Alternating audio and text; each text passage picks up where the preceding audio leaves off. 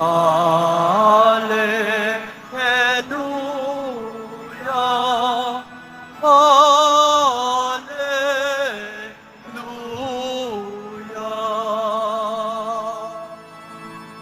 Ikaw, Kristo, ang daan, ang katotohanan at buhay, patungo sa amang mahal. Alleluia, Alleluia, Alleluia,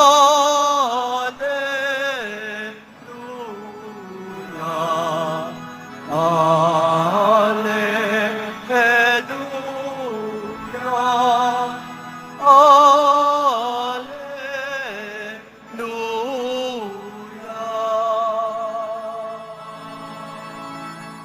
Sumainyo ang Panginoon. At sumayo rin. Ang mabuting balita ng Panginoon ayon kay San Juan. Papuri sa iyo, Panginoon.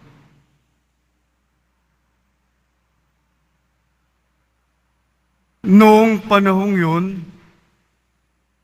sinabi ni Jesus sa kanyang mga alagad, "Huwag kayong mabalisa, manalig kayo sa Diyos at manalig din kayo sa akin. Sa bahay ng aking Ama ay maraming silid. Kung hindi gayon, sinabi ko na sana sa inyo. At paroroon ako upang ipaghanda ko kayo ng matitirhan.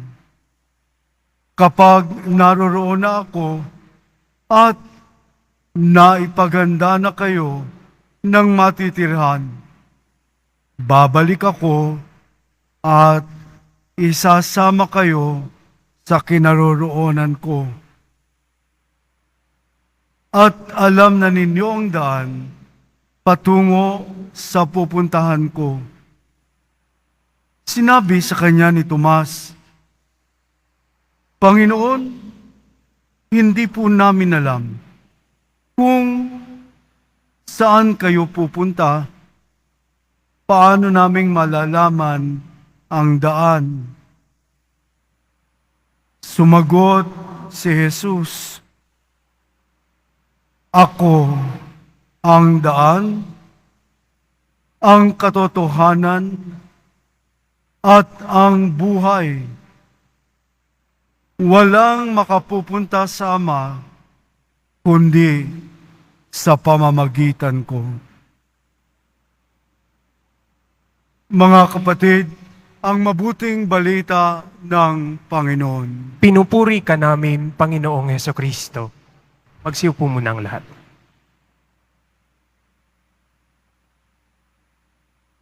May pangako po ngayong gabi ang mahal na poong Jesus Nazareno sa ating lahat.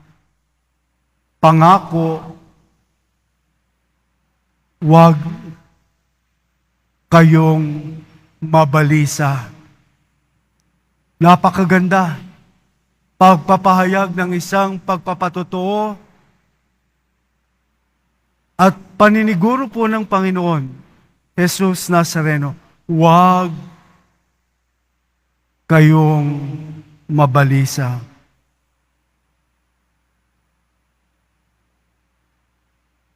At ang isa pang pangako ng Panginoon, baghahanda niya tayo ng lugar sa kalangitan. Kaya nga po, tayong lahat ngayon na nananalig po sa mahal na poong Jesus Nazareno, ang destinasyon po natin ay langit. Wala na pong iba. Kung sabing mananalig po tayo sa Kanya, ito po ang pinakabuod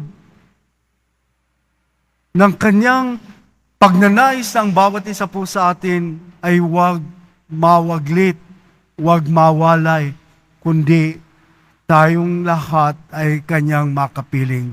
Napakagandang pangako po ng ating Panginoon sapagkat ang ating buhay dito ay temporaryo, manlalakbay po tayong lahat.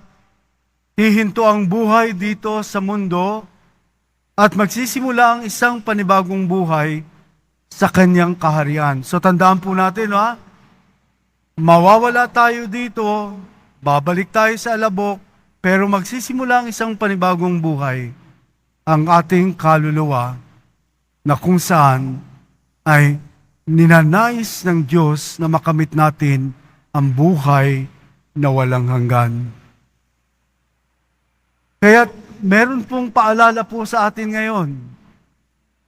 Si Tomas, isang pagpapaalala sa atin na huwag tayong magdududa sa kapangyarihan po ng ating pong Jesus Nazareno.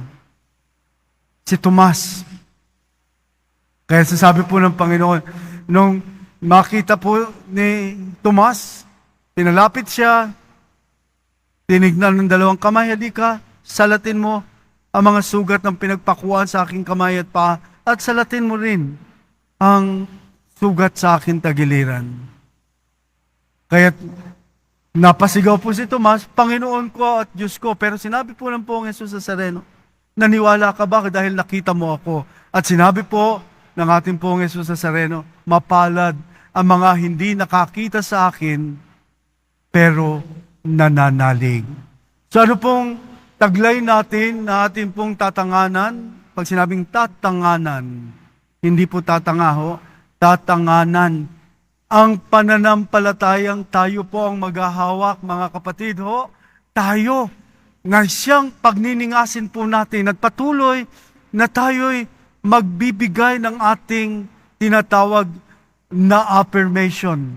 Ina-affirm, kinikilala ko, tinatanggap ko na ang pananampalatayang ito ay aking hahawakan hanggang sa huling yugto ng aking buhay sa paglalakbay sa mundong ito.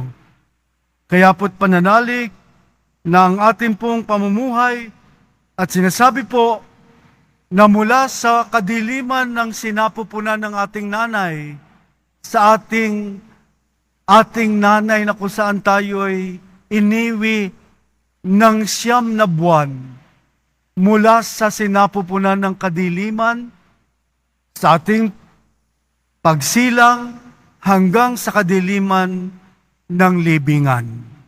Yun po, from womb to tomb, mula sa sinapupunan, mabubuhay tayo at maglalakbay, at ang huling hantungan po natin ay ang libingan. Ano ba po sa loob ng libingan? Madilim.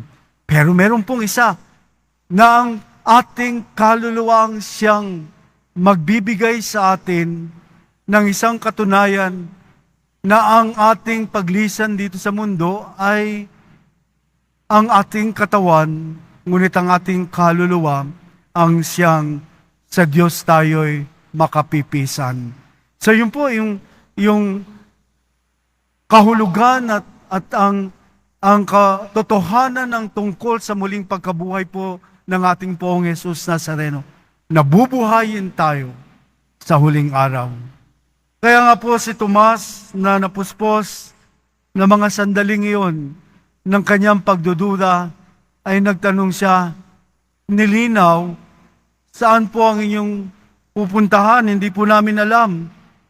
Kaya sinabi po ng Poong Jesus Nazareno, ako ang daan, ang katotohanan, at ang buhay. So ito bang ang panghawakan po natin? Tatanganan natin ito sa ating pananampalataya ng tanging daan patungo sa buhay na walang hanggan ay ang ating Poong Jesus Nazareno. Ang daan, ang katotohanan, at ang buhay. Ito po ang pangako ng ating Poong Jesus Nazareno, kaya't ang pananampalataya pong tinanggap natin ay tatanganan natin at ito'y pagniningasin sa araw-araw ng pagharap sa ating buhay. Sa pagharap natin sa pang-araw-araw na ipinagkakaloob ng Diyos sa ating lahat at sa pang-araw-araw kung tayo'y pagtitibayin ng pananampalataya sa mga panahon ng pagsubok, mga pag-aalinlangan at mga panahon na kung saan hindi natin madama ang Diyos kapag binitawan po natin ang tinatanganan nating pananampalataya. At hingin po natin sa araw-araw na tayo po'y maging matibay sa ating pananampalataya, na hindi natin nakikita ang Diyos, subalit ang paninindigan ng pananalig ay matatag. So hingin po natin ngayong gabing ito, ang biyayang ito upang tayo po sa ating paglalakbay dito sa mundong ibabaw, at kung tayo po ay matapos na sa ating paglalakbay dito ay makatawid tayo ng ligtas patungo sa kaharian ng ating Poong Jesus Nazareno.